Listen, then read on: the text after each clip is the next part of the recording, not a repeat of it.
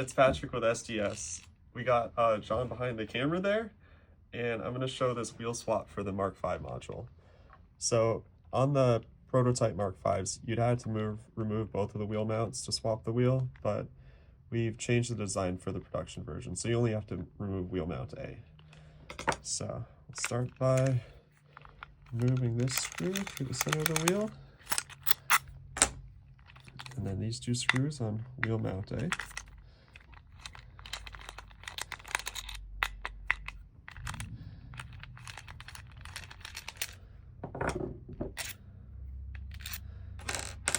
Then we can take this wheel mount out. The whole wheel comes out this way. Get the wheel spacer. And then wheel mount B with the small bevel gear is all still fully secured there. So I'll put this other wheel on. That bearing seated. Wheel spacer. Then wheel mount A back in. There we go.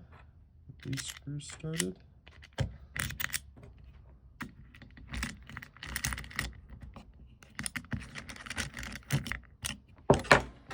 And then a small one.